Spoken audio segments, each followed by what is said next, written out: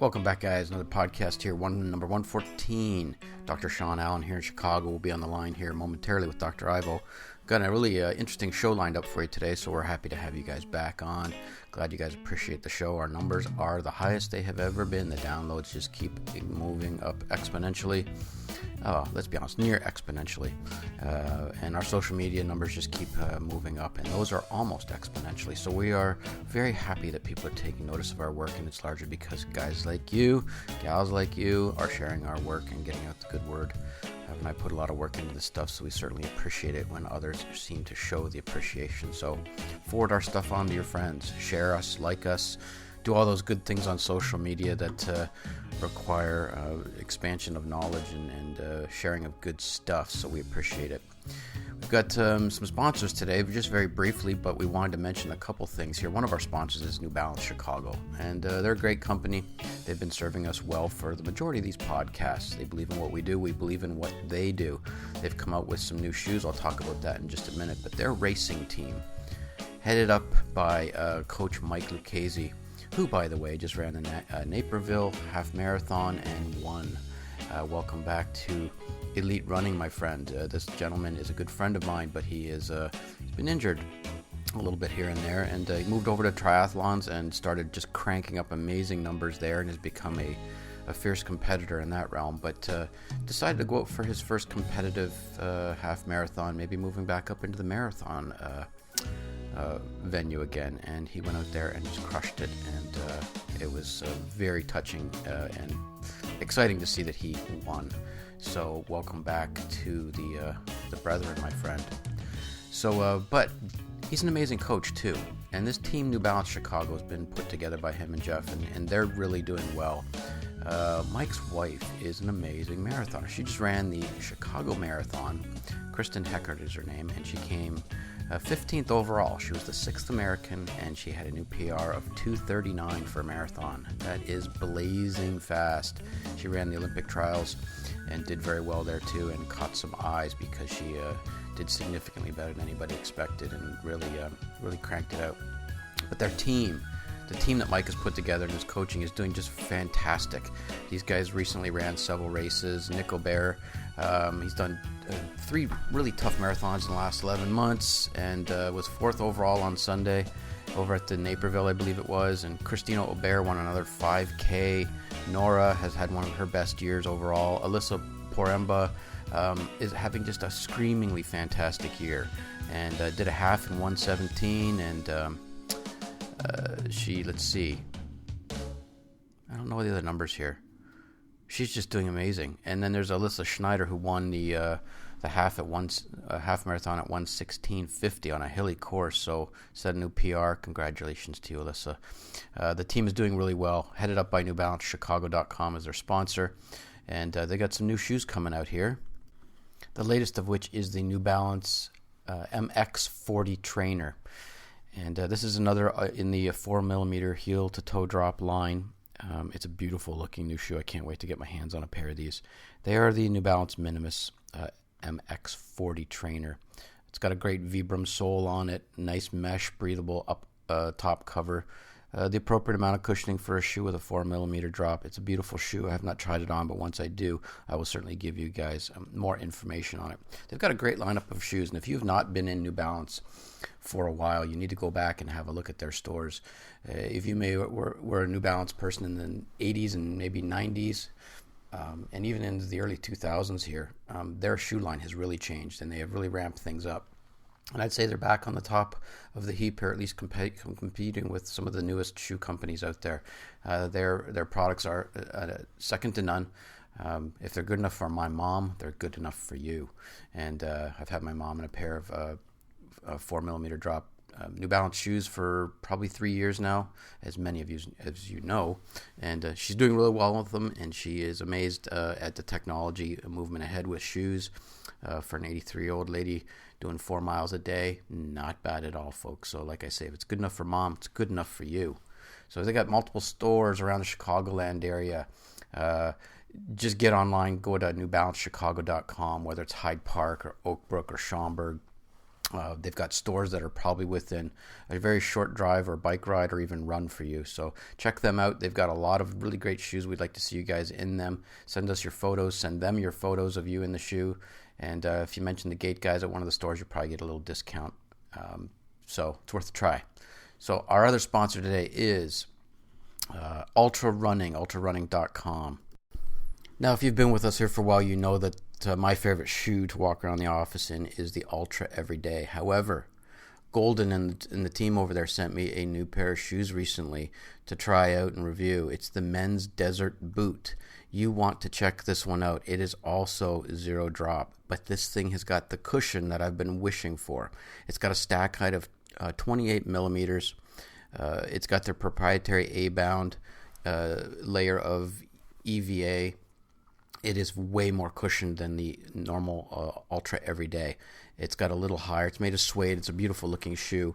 It looks very similar in many respects to the Ultra Everyday, but it's got a little bit more of a it's a chukka style boot, if you will. It basically just goes up to the ankle. It's very soft, plush, pliable suede, and it's really a beautiful shoe. It's got the typical Ultra foot shape with the wide toe box, zero drop, lots of comfort in the toe box. So if you needed to wear a toe spacer, if you had exceptionally wide feet, you didn't want your feet bound up in the tight funneled type toe boxes of most shoes out there, this is what you're looking for. It's got premium leather on the top, and it's got the A-bound foam like I mentioned on the bottom, and it's really a beautiful little shoe. A 9-ounce weight to it. 8.4 ounces for the ladies, 9.5 for the men's on a typical, I would say it's probably a 9-10 size, somewhere in there on average. But it's super light, and it's lightweight. I love the cushioning in it. It looks great with dress slacks, kind of semi-casual dress slacks. You could wear it with just a dress shirt. You could wear it with jeans. It's a beautiful shoe. I like it. It's got the cushioning that I wish that the Ultra Everyday had. I'm still going to be wearing my Ultra Everydays, but this may become my new favorite office shoe. So check this one out. It's brand new. Just came out a little while ago. This is something you guys want to look into at ultrarunning.com. Sold online, sold in many stores. Mention the Gait Guys. You might get a discount from them.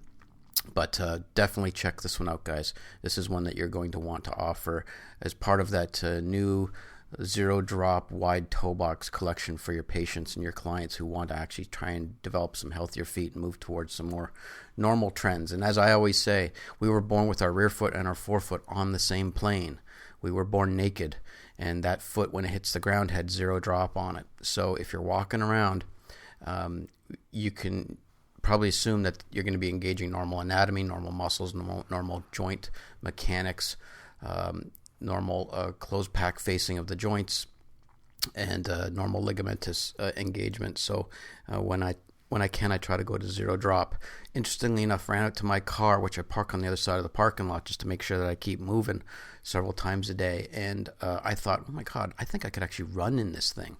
So not advisable, but it is that comfortable. And that was right out of the box. So there is no wear on the break-in time on these shoes, guys. Check them out, ultrarunning.com, the new Desert Boot.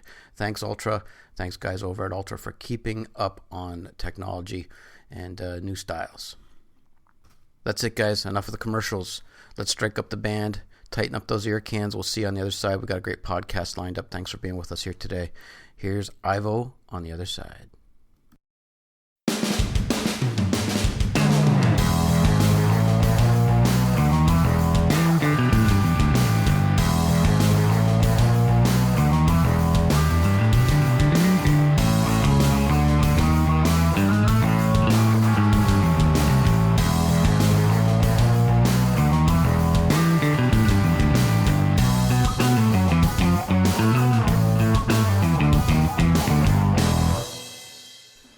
And we're back. We got another one here for you, folks, and this one is going to be, hopefully fun. I put some articles in here that Ivo and I can more or less talk off the top of our head.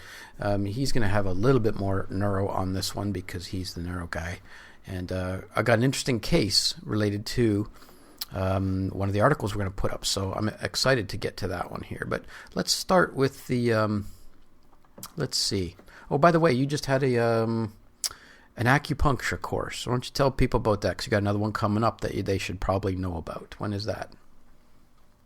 Yeah, we just did a level 1 dry needling course up in Vancouver. Great group of PTs up there, and we did spine and axial skeleton. And we have in first weekend in November, we have got the appendicular skeleton, which is always a great one because we do lots of stuff on feet and lots of stuff on extremities, and we give people exercises, and we do all kinds of cool stuff. So, yeah.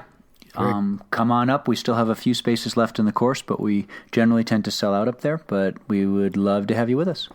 So, and for those of you who have never taken a acupuncture or dry needling course, and if you have, you haven't taken one quite like Ivo's. I've sat through a lecture or two of his on acupuncture and dry needling, and you're going to get a very, very in-depth but clear picture of things from a really neurophysiologic standpoint and an application standpoint, as opposed to, here's gallbladder 31, put the needle in here, and this is what it does. So it's way more applicable, and I'm not pumping it up because he's my business partner here. This is Ivo's gig, and this is good stuff. And if you have time and you can get up there, you need to get over and get to one of his classes. So, and even if you've been through one of those types of acupuncture courses or dry needling, this is going to be different. So I can say that because I know. So. It's drinking from the fire hydrant. Yes, as your teaching method usually is. But you know what? It's better than sitting through a weekend lecture where you maybe get 1 or 2 hours of information and you're just pissed off that you wasted time with your family and in a hotel room. It's just I'd rather leave overwhelmed and hungry than completely unsatisfied and frustrated. So. You will not get that with Ivo's lectures, folks.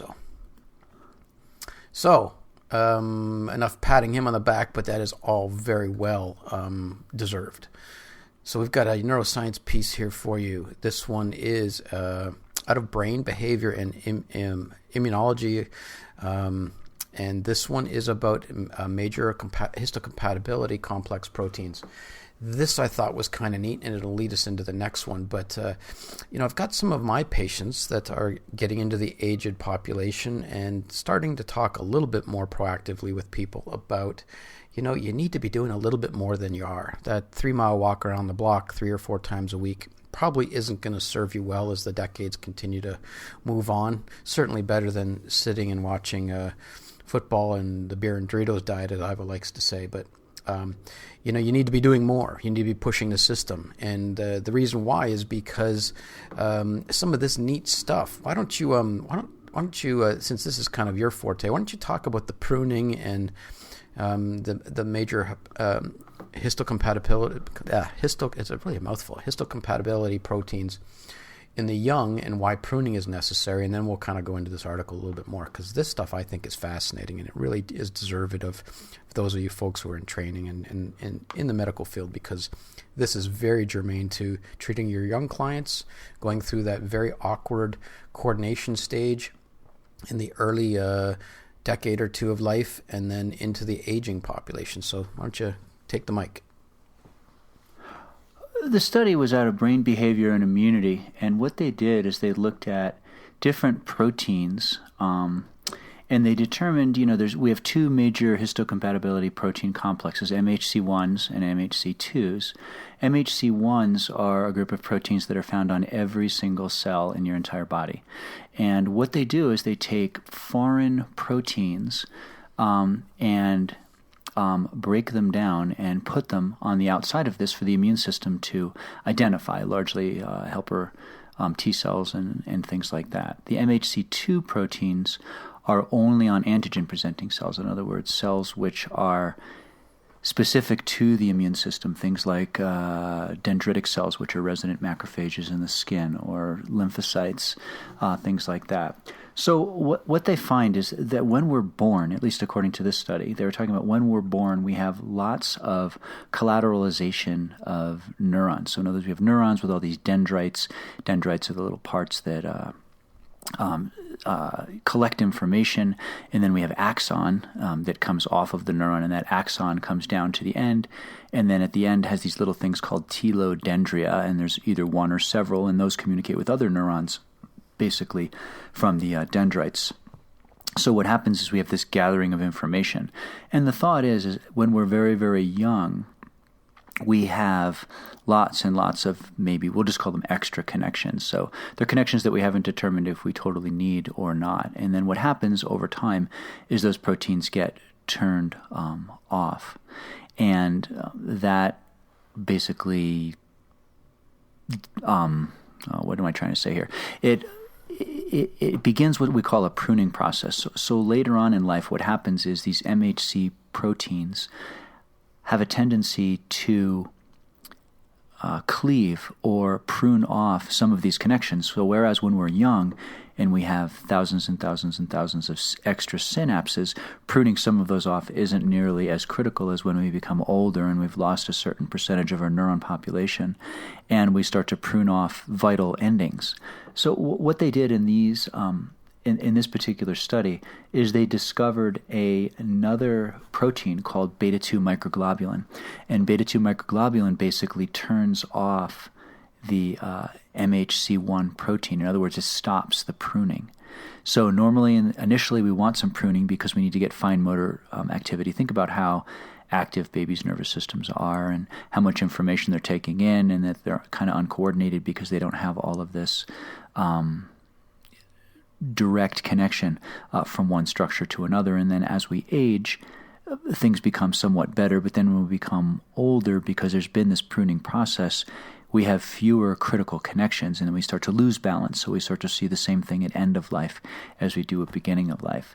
So the idea is if we can turn off the MHC1 proteins, then we are able to turn off the pruning process in older individuals. And this won't only apply to motor, but it would also apply to cognitive decline and things like that. So it's pretty cool. And we know the immune system is so involved with so many things, and we're only realizing that so much more. And gut health, of course, is the seat of immunity. So when we have a healthy stomach and healthy gut flora, then our immune system works well. And part of that, too, as we're finding out, particularly in people with dementia, Alzheimer's, senile degeneration, things like that, is that when we have better diets for longer periods of time, we're seeing increased cognitive function and increased longevity as well.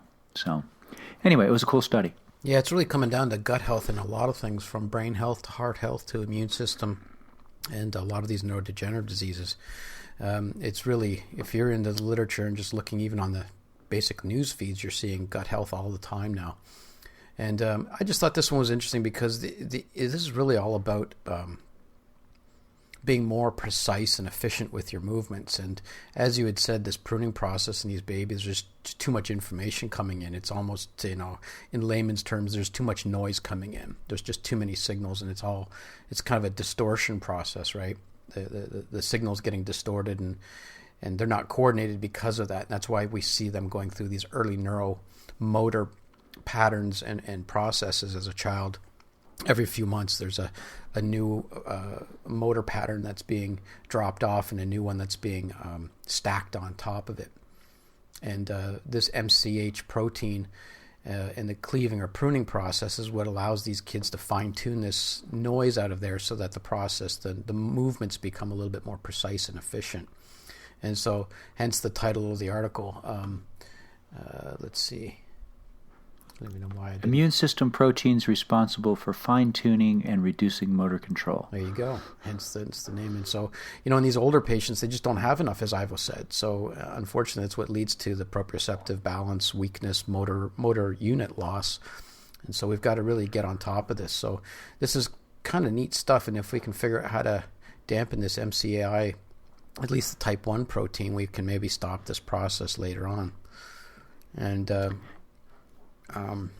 speaking of... The only problem with that, though, is the problem is if we start shutting... And I agree that this is a great thing, and this will fix one problem. But when we start messing with MHC complexes, the major histocompatibility complexes, we really start messing with the immune system. So what you're doing is... Okay, so let's get back to MHC1 and MHC2. MHC1 is largely taking information in foreign proteins that occur within your cytosol, within those cells. So in other words, viral things and stuff like that, which attacks the cell physically, those proteins become expressed on the surface of the cell. The immune system recognizes it. It gets flagged. It's kind of like having a red mark on your record or whatever, and then the immune system kind of keeps an eye on you to make sure you don't get out of hand. The MHC2 proteins are more exogenous proteins. So that's like bacteria and bugs which attack us. Those proteins become expressed on the surface of those particular cells, which are APCs, antigen-presenting cells. When we start to like this, and I haven't read a lot on beta-2 microglobulins, so I can't really speak too much on it, but if we start downregulating our MHC1 proteins, are we going to start to mess up other parts of the system? Because the system's designed to work as a whole, Yeah. Yeah, you can't. So that's my only like caution area. It's like, it could be good, but like, is it going to create some other problem that we haven't even seen yet? Yeah, that's the whole robbing Peter to pay Paul. Somebody's going to get pissed off. So exactly. Yeah. So we've been talking about this one. There's probably been a couple dozen podcasts since we even approached the topic, but it looks like the researchers have finally done it, and this may be the downfall of man. This is almost like that. I'm reminded of that Disney Pixar movie, WALL-E, where the people were basically, the people were in these, they were just, food was delivered to them, and they were basically these morbidly obese human beings that just kind of floated around in devices. And so researchers have made a breakthrough for the couch potatoes, and they have basically, Sean McGee, Associate Professor of Medical Biology at Deakin University in Melbourne, Australia. They have figured out a way to replicate the effects of exercise. Hence my statement, the downfall of modern man, perhaps. But so they actually were doing some research at the molecular level to trying to figure out what was going on molecularly with exercise, and they found some genes that control lipid metabolism that turn on during exercise, helping the body to burn fat, and thus some correlation to heart disease. And so anyways, these guys, they found this protein, and they're now looking at it. Obviously, looking at it in mice, but we do know that there's a lot of common physiology there with man. And they found that in burning the fats, the drug effectively prevented heart disease in obese mice. And obviously, there's some huge drawbacks to this as well, but they're talking about a 5 to 10 year availability for this drug. And obviously it comes into play with obesity and diabetes and stuff like that, and maybe even more appropriately for the elderly who can't really exercise for one reason or the other because of neurologic disease or they just can't get out of bed or what have you. I mean, there's a multitude of problems that could be there. But I thought this was kind of interesting. They have finally figured it out, and God help us all if the drug companies get their hands on this one. So I can only imagine the television commercials that are going to come out of this. So, what are your thoughts? I thought it was interesting. We've talked about this as well as pruning. We talked about pruning in a couple other pods as well. My concern, again, is just like what we talked about before. We're altering one part of the system. We're altering lipid metabolism, and we're not looking at protein and carbohydrate metabolism. And the systems are designed to work synergistically together. So if we start altering one aspect of the system, is this tricking the body into thinking that it's beta-oxidizing fats? I mean, I don't know how it works, right? Mm-hmm. But I'm saying that. So if is it tricking into doing that, is it going to downregulate some of these other systems and create some of those problems? Carbohydrates are your go-to, pretty much, in your body. That's going to basically be the fuel that runs everything, and then everything basically has to be broken down into a carbohydrate somehow. Whether it's we're taking fats and making them into carbohydrates, or we're making proteins. Gluconeogenesis, basically, we're talking about. So again, what aspect is this going to affect, and if ever? And here's the other thing, and I'm sure you've probably already thought about this. Whenever people are talking about, we need to burn fat, cut fat is essential, man. Like, we need fat, sphingomyelins, and lipids because your brain is made of fat, and the coverings in our brain and the membranes around our cells are all lipid bilayers.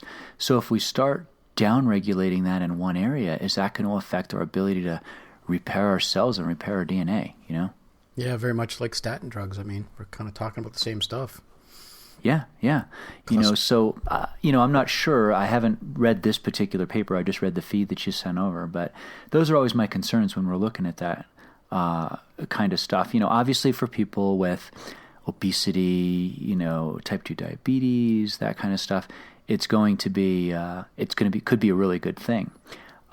He does talk in the article, McGee, that it does not replicate all the benefits of exercise. Mm-hmm. But how many of those other benefits are necessary and are actually part of the entire process that makes exercise what it is? It's about more than just going out and running hills or doing whatever you're doing. Sure.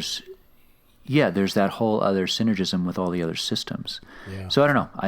I just that's my concern there. Yeah, I mean, how do you replicate with a drug the emotional side and the endorphin side and the psychological and limbic side and the endocrine and everything else? I mean, yeah, something's going to get missed here, but I can just see it now, the commercial, and they're gonna they're gonna have.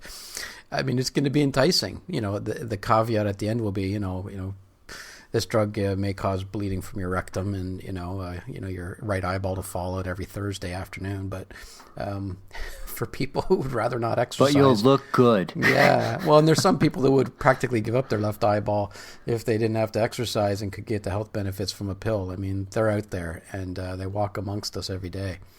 And but anyways, as with everything good, there's probably something bad, and we can probably just leave it at that. You got to pick and choose your demons and your potions. So yeah, no, it was interesting though, and this has been coming along. We've talked about this probably about a year ago. Yeah, if not more. Yeah. Yeah, and it's coming. Whether we like it or whether we like the implications or not, it's gonna head here, and we just need to kind of be mindful of all the implications of that. Just like people taking supplements. Supplements can be really good to help people out of a hard place, but continually taking things that your body should be creating is just going to downregulate those mechanisms in your body. And if we downregulate those mechanisms, then we're not going to be able to, repair our DNA and do things like that, and that could theoretically create problems. Yeah. No, things are coming fast and hard in the technology field, which is why we put this in there. And, just in our last podcast, or actually it was 111 or 112, we were talking about the virtual reality and teaching. And I'm not sure, I know you probably haven't had a chance to look at it, but I sent you a link over, and I'll tell our readers about this. And if I can remember, I'll put it in the show notes. That Mark Zuckerberg of Facebook he was at the Oculus Rift Connect conference today, and he did a 10-minute hookup with two other people from... who obviously were not at the conference. And it was exactly as awesome as I thought this virtual reality thing was going to be. He was talking to these two people, and they clicked on a button, and they were looking at sharks. They were at the bottom of the ocean, and then they were on Mars, and then they were at Mark's house, and then his wife called in, and they took a selfie. And, he had a sword fight with them. I'll put the show in the link in the show notes. You got to see it. It's pretty awesome. And if this is just the beginning of where virtual reality is going, it's going to be unbelievable. So, anyways. What's like Next VR? We talked about that on one of the pods as well. Yeah, that whole technology. It's going to be wild. Hey, let's talk about feet and butts for a little while here. Just this week I put up was it last week? I think it was last week I put up and you and I pounded this, and we're sorry, folks, but this is worth pounding a little bit more. I think it was on our last teleseminar, but even in one of our last podcasts about the glutes and hip extension and ankle dorsiflexion. And this one we're going to flip the script and talk about the glute and the other side of the ankle dorsiflexion issue. We're going to talk about the Achilles, or the posterior plantar flexor mechanism, if you will. And we wrote an article back last week on David and Goliath. It'll be in the show notes, and it was about a 40 to 45-year-old 1,500 meter masters record holder here in the United States, ran the 1,500 just over 4 minutes, and he came in with a really hot Achilles. And he's a friend of mine, and he's a great runner, and we've been struggling with this thing off and on, and he came back in. It's been several months, came back in, and this thing is still festering, and I thought, let's go back to the drawing board and look at everything. And obviously found that his glutes were significantly weak. They were significantly inhibited, and he was had a tight quad and tight hip flexor, and he was being pulled into an anterior pelvic tilt, and from all that tightness in the front, but also being driven from an origin standpoint from the glute being weak.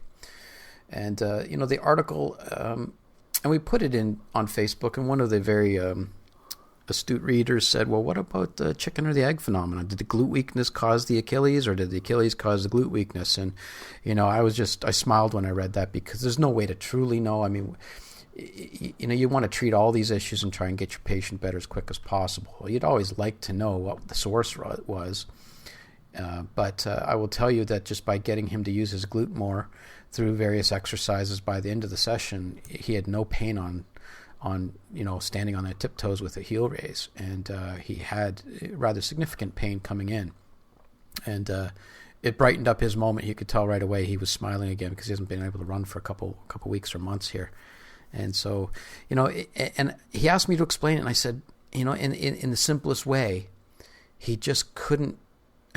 I said you couldn't produce enough tension in the posterior chain in order to share the loads appropriately where they need to be shared.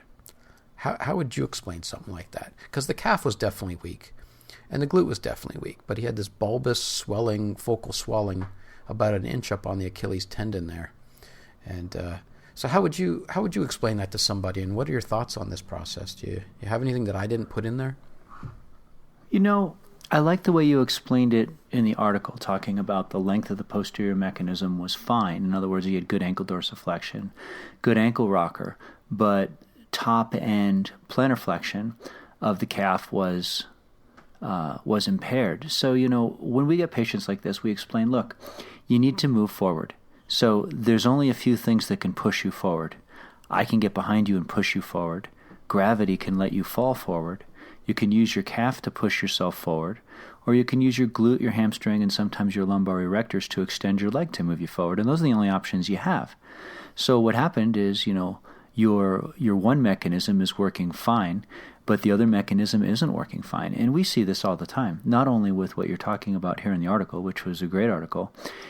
We see it in people with metatarsalgia and plantar fasciitis all the time with just inadequate hip extension. I had a gal today, same story, except she has raging plantar fasciitis at the medial calcaneal facet. Her ankle dorsiflexion is like 15 degrees, which is unheard of, in a lot of individuals, particularly with PF. And her great toe dorsiflexion is fine. She's got close to 60 degrees there. Her hip extension is less than 5 degrees on that side. The opposite side is 15. It's like, look, we need to work on your butt. We need to extend your hip. That's what's going to make your foot better. So it really is, and that's something that you've taught me all along, is always look proximal to where we're dealing with. Like sometimes the problem is right there, but sometimes, or a lot of times, the problem isn't right there, and it's usually someplace else, and there's something driving that. So did this individual that you're talking about in the article here have some micro tears, and did that precipitate arthrogenic inhibition, and he doesn't have adequate hip extension, or was it the other way around? Did the lack of hip extension cause the increased stress on the calf? And again, I don't know if you really know how you could do that. I think if you go through and you make sure all the articulations are moving appropriately, in other words, we use, just like you, a fair amount of manipulation in the office in addition to whatever else we're doing, just to make sure that everything is circumscribing a normal axis of rotation. Yeah. But yeah, it was, that's how I would explain it. You only have so many ways to go forward, and you can't use this one, so you're using this one. Well, and runners are always going to find a way to go forward. And, most runners are, it's almost like pain is just another sensation to them. It's not one that the typical person registers that says stop. For them, it's, how do I get through this run? And maybe I'll just dial it out of my thought process right now, and we just keep going. And that's what a lot of runners do. That's what makes the good ones good. I think it's just a way of just coping with the ugliness of the pain and just moving forward. It's what makes them good. And he found a way to move forward. And obviously he wasn't doing it through a full calf push-off. He was finding it elsewhere. And he was probably using more hamstrings and paraspinals, as evidenced by that anterior pelvic tilt. So his hip extension was altered, which allowed him to have less push-off. And his glute, and I don't know if I mentioned it in the article, I hope I did, but his glute was dramatically smaller. And yeah, you did say that. Yeah. I did, yeah. And so, you've taught me this, that the cross-sectional area of a muscle is what dictates how much strength you have in that muscle. And so if you got a smaller glute, you're going to have less strength. Less strength means you probably got a smaller gas tank. You might not be able to go as long, but you might not be able to push off as hard. And so then you get stuck in this loop. I can't get into hip extension. Well, the glute gets smaller, the power gets less, the load on the calf goes more. You start losing top end calf strength, and now the load goes, somewhere, and it found its way into the tendon. And we followed up this week with a little bit of discussion on the vascularity issues in the Achilles tendon in people who pronate more, and in that whole healing phase of increased intersubstance edema in the tendon, and how the vascularity changes as they go through a reactive period to a healing period. And so as the study that I put up indicated, that as this thing gets more irritated, the vascularity increases, and as it heals, it becomes less vascular.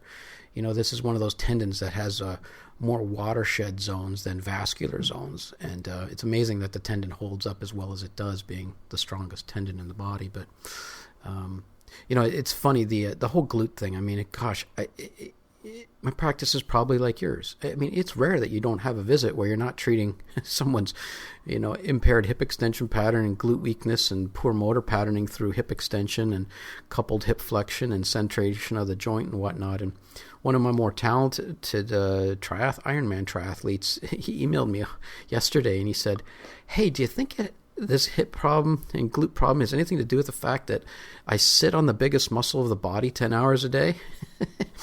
And then I said, yeah, in flexion. You're not even using the muscle posturally. You're sitting on it in flexion. I'm pretty sure the thing wasn't designed as a butt cushion for our ischial tuberosities, but we have certainly figured out a way of doing that as humans. So while we wait for that exercise drug to kick into the research portal, so... You can do that. We'll have it available with beta-2 microglobulin. It'll be an add-on, You can check your dosage on your app, the Gate Guys iPhone app, the exercise app that we'll be providing. Yeah, that'll be attached to your Oculus Rift goggles as you're running through the rainforest. But you won't have to run. There you go. You can just imagine that you're running, and you'll get all the same benefits. And we'll put a little heroin in there too, so people can get that euphoric feeling that you get with running as well. So just to heighten the virtual run through the Amazon rainforest. There you go. There you go. Yeah. Oh God, what a rabbit hole that is. So the article that we had put at the bottom of that study was the neuromotor control of the gluteal muscles in runners with Achilles tendinopathy. And that was in 2014 out of MedSci Sports and Exercise. So Ivo and I aren't making this stuff up. People are doing research on this stuff. And that study provided preliminary evidence of altered neuromotor control of the glute medius and glute max in male runners with Achilles tendinopathy. So the research shows that there's this clinical linkage too.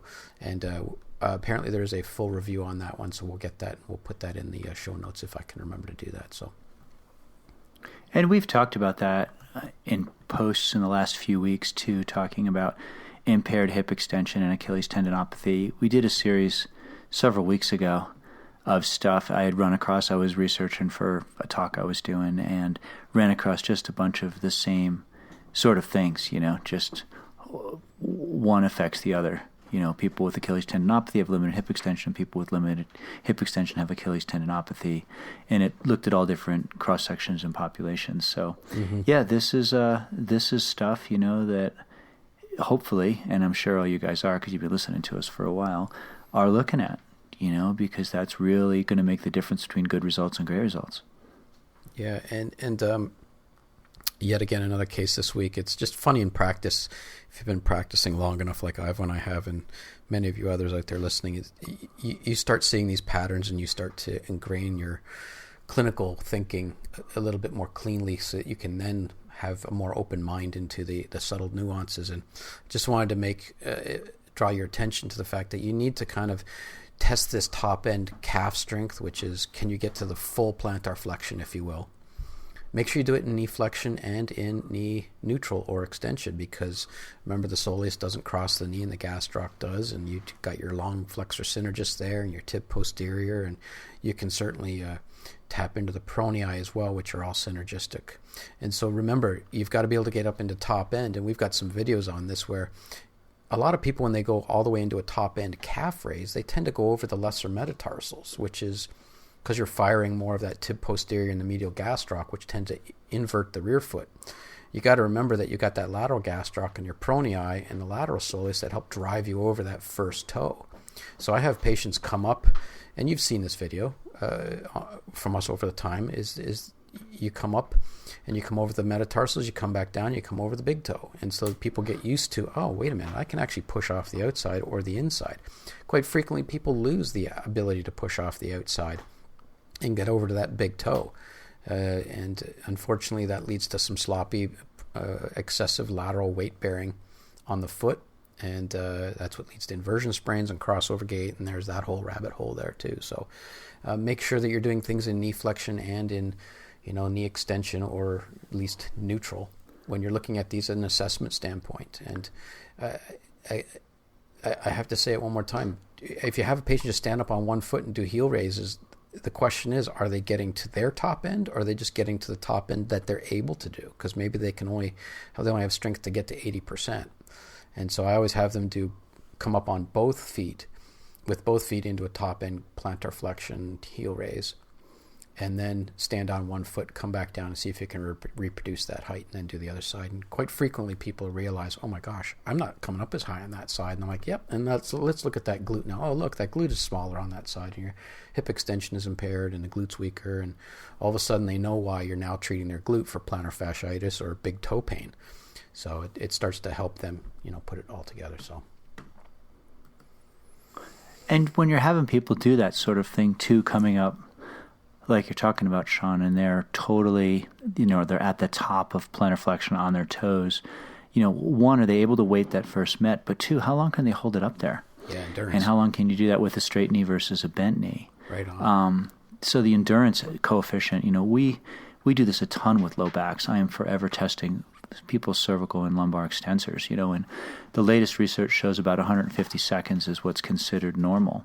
And most people, a lot of people can do 60 seconds, and then but they get to 90, they start to waver, and then all of a sudden they start to just crumple. And you would think, oh, gee, 90 seconds, you should be good. But think about, if you have a little bit of a head forward posture, how much those posterior muscles have to work all day long to hold that 12-pound bowling ball up over your torso, and do they lack that endurance in those areas? And if we could do little muscle biopsies, we would see that they have decreased mitochondrial content, and they probably have phenotypic conversion of fiber types, from basically type 1 to type 2, so they're going to look a little bit more like strength rather than endurance muscles. But check that endurance out, in all of these motions. What's the longevity? People may test strong with their G-max on the table, but when you do it sustained and you have them to hold that hip extension for any length of time, what happens? Do they start to go into a lordosis because they can't maintain it anymore? Do they start to get that shaking or wavering that we see so often? And yeah, the more I do this, the more I realize that endurance, proprioception is king as far as I'm concerned, but endurance is definitely, number 2 on that, and super important. So when you have folks like this, how long can they do this? With this gent, your ultra runner here, at what point is he starting to fail effectively and have to go into a compensation pattern? Is that happening in his first mile? Is it in 10 miles? Is it in, we see cyclists that come in for, knee pain or hip pain or whatever, and like, oh yeah, it happens at like mile 90. It's like, well, all right, we'll go out and ride 80 and then come to my office and do the last 10 here on my trainer so we can see what you look like when you fail. Yeah. Because people will start to, as well as I do, they're not going to look nearly as good at mile 10 of the race as they are at mile 1 of the race. All of a sudden they start crumpling and all their compensation patterns come out. Yeah, that reminds me of a lot of the endurance and marathoners that come into my office and they want a gait analysis. And I said, so when do your symptoms come on? And they're like, well, around mile 15 or 18 or whatever. And I said, no, I'm not going to do a gait analysis. You're going to look beautiful. In my parking lot, things are going to look great. So, you're spot on. Go run around the block for 2 hours and then come in and see me. But, well, exactly. You want to see them at their worst, not at their best. And then, people don't realize that, but then it totally makes sense when they see it. And a lot of times I'll film them, and it's like, all right, now go do your ride, and they can see the difference. Just like we use sticky dots and stuff like that. Or sometimes it's really obvious, especially with being able to slow things and step frame it, step by step now on an iPad. I don't even really use my video camera much in the office anymore. Yeah, I just use my iPad because I can step everything through, and make it nice and slow for the individual. Yeah. But yeah.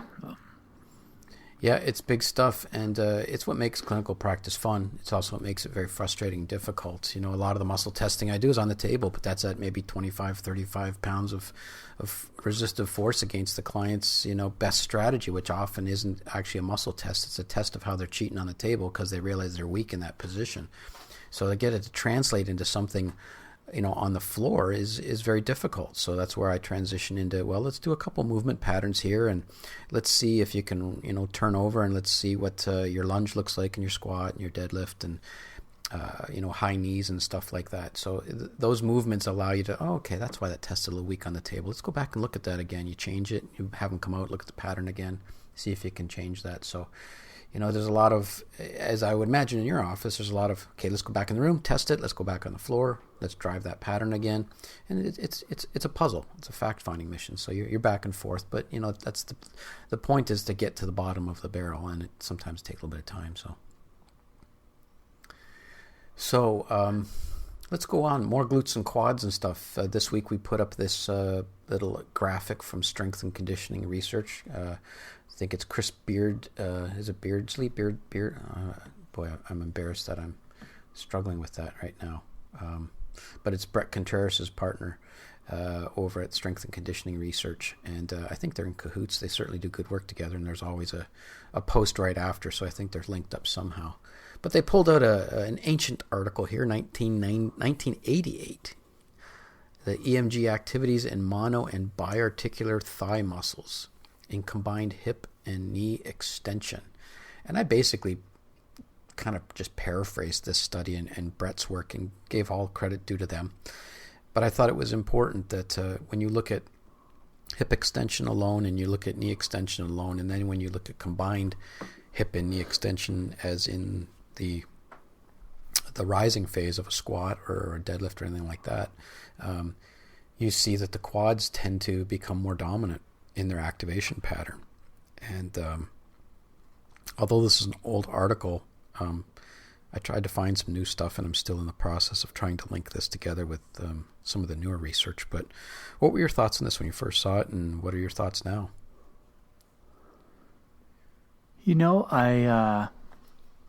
I thought it was interesting that they looked at hip extension with the knee flexed and the knee extended, and that they found that when you had knee extension, it reduces hip extensor activation. Mm-hmm. And when you were doing single joint knee extension, you had an increase in activation. So, kind of the conclusion they were talking about to targeting hip muscles, limit knee extension, work into more flexion. And it just makes sense because as you flex the knee, you're going to take more of the hamstring out and you're going to get more of the glute.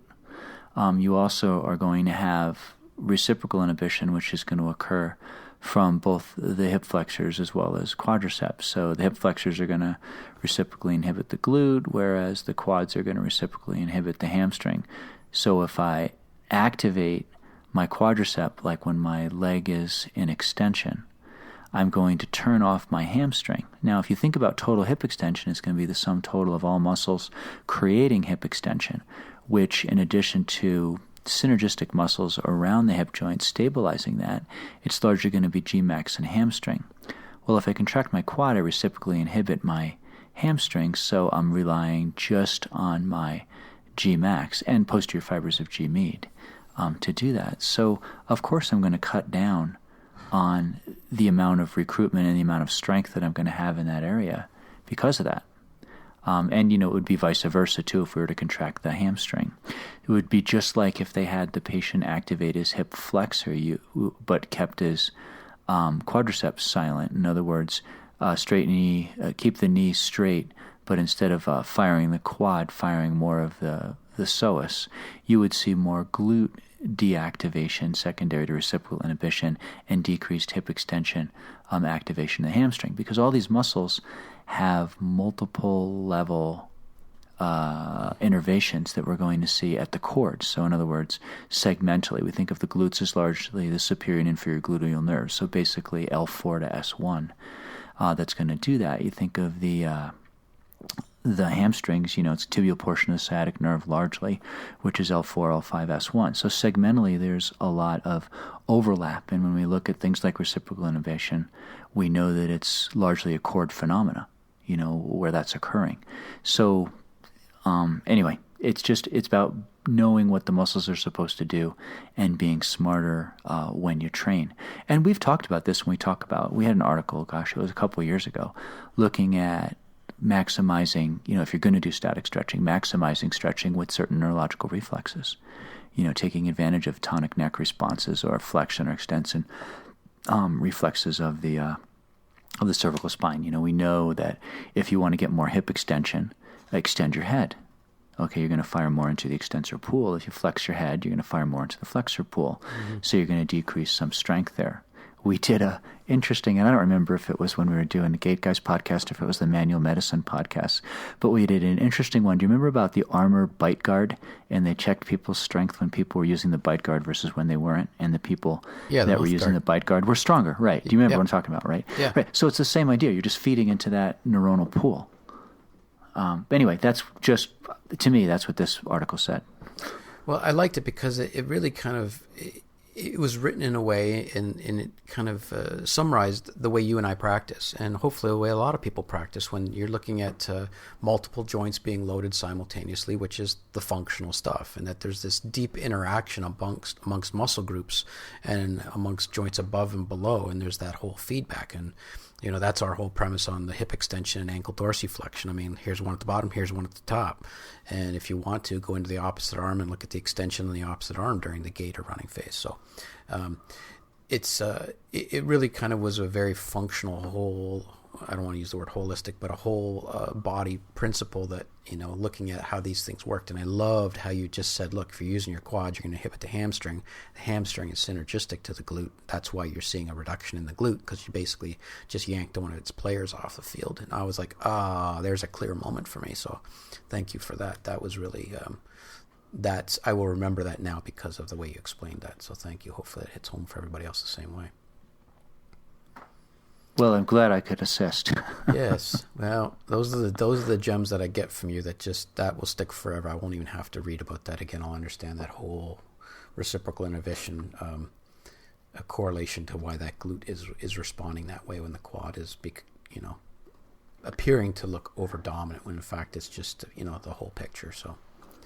Yeah, if you had Dr. Carrick hammering that stuff into your head for 2 years every weekend, it would become part of your DNA as well. Yeah, well, I think that's that's certainly a gift that you were given, and he's not teaching as much as he used to, at least on the levels that I'm still at. So I will get there. I don't know how old I will be, but I will get there. So. Oh, no, he's good. And just speaking of teachers, real quickly.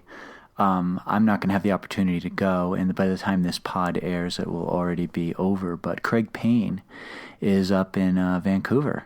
He's talking October 15th and 16th or 16th and 17th, something like that. I'd really like to be a fly on the wall on that particular one. Just speaking of people that know their research and are good speakers. Yeah, Craig Payne of Podiatry Forum or podiatry.com. He's the podiatrist, but we get a lot of good stuff from his sources, and he seems to be on the ball. I can't say that for all of the people in his profession, but I can't say that for all of the ones in ours either, so let's not cherry pick. So let's talk about some poopy pants stuff. I had this high school gal who went away to college at a Division I school, cross country, pounding out 60 to 80 miles per week. Checked on her about a month ago. Hey, how you doing? Oh, I'm doing fine, but I'm having some problems. What's the matter? Well, I'm having some accidents. Okay. What kind of accidents? Well, I am having diarrhea, and I am losing bladder function when I am exercising. I'm like, oh, okay. I kind of have an idea what that is. I've had a couple high volume runners who've had that, and I've had some elderly patients that when they go walk around the block have had the same problem. I thought, okay, little dysautonomia there, maybe some GI disturbance because of changes in absorptibility or whatnot. And so I thought, what else do you have? Well, I'm having my feet are going numb. And at this point, okay, what else? Back pain. Okay. This sounds a little bit more serious. Let's get an MRI just to make sure. MRI, predictably, but happily came back completely normal, lumbar spine, contrast, everything else. So got on the phone with her, talked a little bit more. It was definitely right at activity or right after activity. Didn't have to be running. It could be on the elliptical, rowing, etc. And it was fairly repeatable. And pulled up an article here, 1993, runners, diarrhea, and other intestinal problems of athletes. We've all seen those very sad pictures of the major marathons where a high-level athlete is on their way in the last mile. They're in first, second, third, or fourth, fifth place, and we see a bit of a sad, nasty mess down the leg or what have you, and it happens. And I was kind of wondering if you've had some experiences with these clients as well, because I'm sure I am not the only speaker or listener here on this podcast who has either heard or has experienced or has had to treat this kind of problem. We do see that, and I've experienced that being a runner and, having run and cycled for many years. It made me think as you were talking there just about the entire, first of all, the part we were talking about initially, how, immunity and gut are so interrelated. But it also made me think about two particular papers. One was in Acute Topics in Sport Medicine down in 2012, looking at the same thing, that the article that we cited here talking about. But what they cite is that people that are exercising a lot, it alters their tight junction proteins between cells. So we have these proteins that hold our cells together called occludins and claudins. And occludins and claudins are like the Ziploc portion that keeps cells together. And what happens with exercise, we think, or one of the things that's possibility, is that it upregulates the production of a substance called zonulin. And zonulin's been implicated, if you're familiar with any of the gut research and the gut microbiome. Alessio Fasano is the guy that kind of put zonulin on the map. But zonulin, when you upregulate it, it dissolves or downregulates the occludin and claudin proteins, so we get increased spaces between our intestinal cells. And when we get increased spaces, this allows paracellular transport. In other words, instead of nutrients and micronutrients being processed through the cell, they're processed alongside of the cell. So you get, basically chunks of food and stuff like that in your blood rather than being processed through your cell. So it's like it's leaky gut, right? It is leaky gut. It's exactly what that is. But what they're finding now is with this increased exercise, and I found at least one paper talking about it. This was out of, what is it here? Biomed Central. It was just called Influence of Endurance Exercise Training on Antioxidant Enzymes, Tight Junction Proteins, and Inflammatory Markers in the Rat Ileum. So if you have a very high murine type practice, this would be especially applicable to you. But the point is, we upregulate the zonulin, which increases paracellular transport and is going to increase things like diarrhea. Now, zonulin can be a good thing because bacteria and stuff like that activate that, and it helps to flush the system out faster. It's the whole idea. A lot of times when we get it, you get a toxin in there, you want to get it out quickly, so that's why we have that. But it was interesting when I read the paper that you sent over. It's a very real thing. And the one you sent over was out of American Family Physician, which is a very practical journal.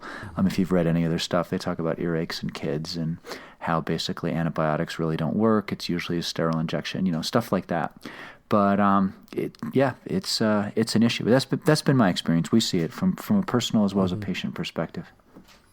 And I've had patients with it, but she was having back pain and she started having tingling in both feet, and I'm sure there's some kind of global neurophysiologic process going on there, but those symptoms were persisting and actually getting worse. And so obviously I was thinking, gosh, is there something in the lumbar spine that's getting bigger and affecting bowel and bladder? Of course, cauda equina crosses the mind, but that's just about as, you might as well buy a lottery ticket to how uncommon it is. But you don't mess around with young people, and you don't mess around with young people trying to stay healthy. And if they start having some of these bizarre symptoms, you need to investigate and rule some things out. Now, knowing how much she was running, and knowing that there's also some other little issues that I haven't, expressed here, but that maybe gave me some clues that that's what it was, some emotional things. But I probably wouldn't have been so alarmed. But the fact that there was leg pain and foot numbness and tingling, nondescript, things just weren't making sense. Obviously, I started ramping up my anxiety clinically, and did the appropriate tests. Everything was fine. So she stopped running, and in 2 weeks, 0 symptoms, back to running again.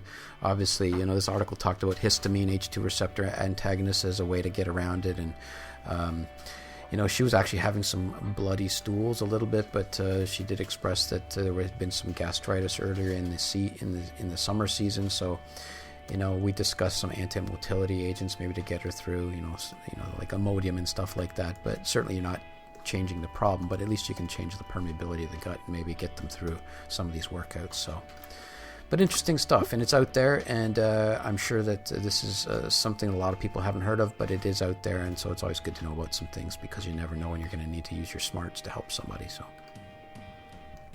well, and it really makes you think about, one, the importance of hydrating on a regular basis. And 2, making sure that your gut flora is in good shape. So you're eating fermented foods, you're maybe doing a probiotic, you're making sure you get some green leafy vegetables in there to provide some fructooligosaccharides for your bugs to live, whatever. But those are all, important things. Well, and think if you've got someone who's got a little bit of irritable bowel or Crohn's disease, or some low-grade expressive leaky gut or something like that, they're probably going to be even more susceptible to this. So, things to think about here, talking to them about maybe cleaning up their diet, as you said, and getting some healthier gut and prebiotics as well as probiotics and the fermented goodies, etc.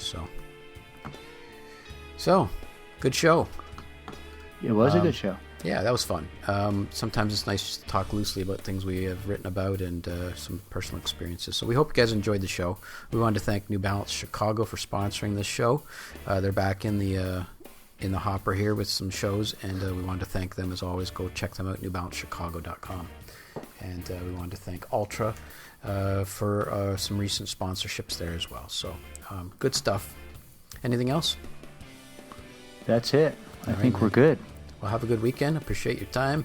Hope you guys enjoyed the show. I certainly did. I learned something from Ivo. Hope you guys took something away from this too. So we'll see you guys on the next pod.